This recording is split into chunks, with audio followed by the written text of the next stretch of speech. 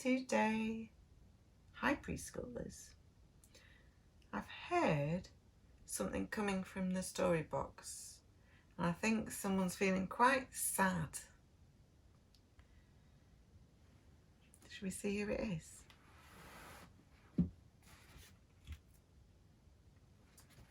Oh no. Are you okay?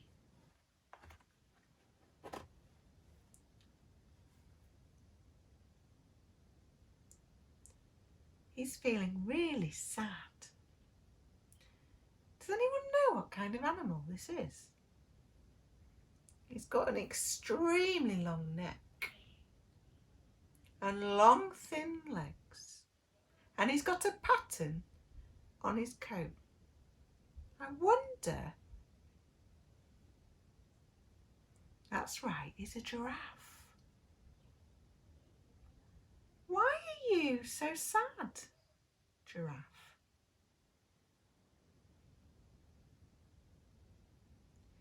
He said he can't dance. Oh. He said all the other animals have been laughing at him because he can't dance. Oh dear. That is sad. It's not nice to laugh at people, is it? It can make them feel really sad. Is this the book? Giraffes Can't Dance? Let's find out.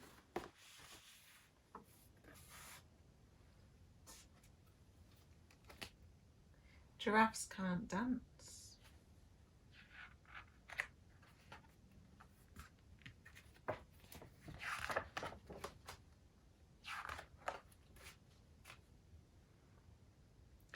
Gerald was a tall giraffe whose neck was long and slim, but his knees were awfully bandy and his legs were rather thin.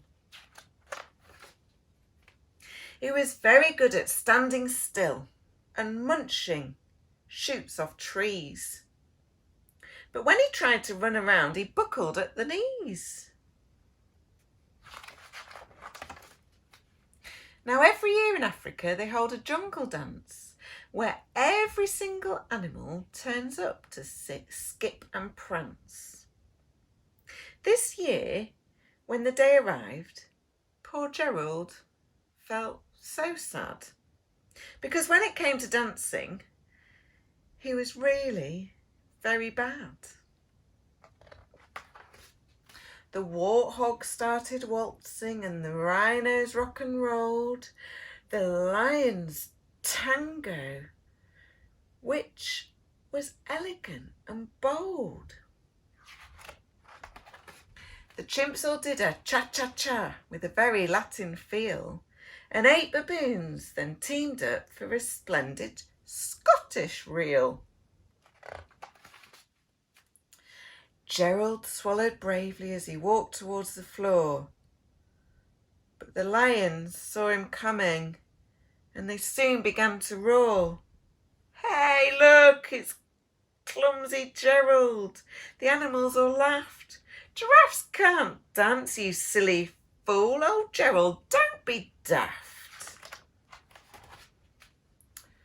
Gerald simply froze up.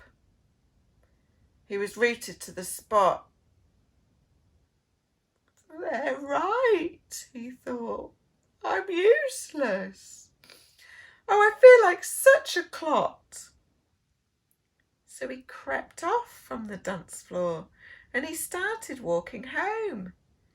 He'd never felt so sad before. So sad, so alone. Then he found a little clearing and he looked up at the sky.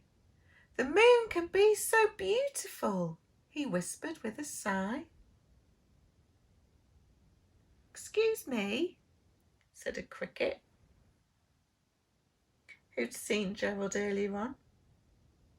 But sometimes when you're different, you just need a different song.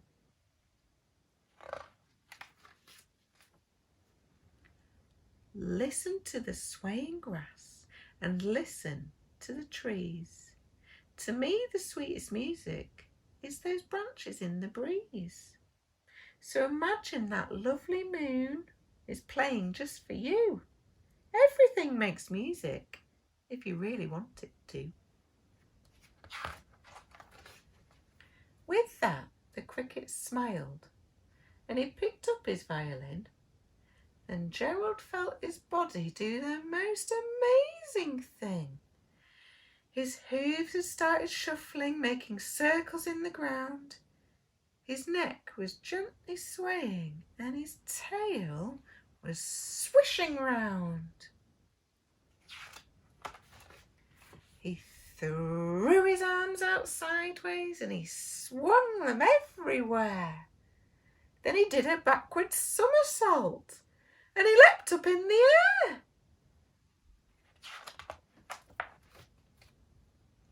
Gerald felt so wonderful. His mouth was open wide. I'm dancing, I am dancing, yes, I'm dancing, Gerald cried. Then, one by one, each animal who'd been there at the dance arrived, while Gerald boogied on and watched him quite entranced. They shouted, "It's a miracle! We must be in a dream. Gerald's the best dancer that we've ever seen."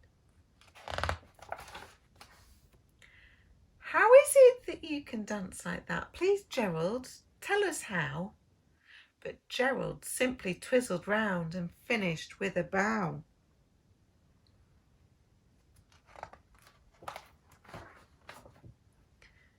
Then he raised his head and looked up at the moon and stars above.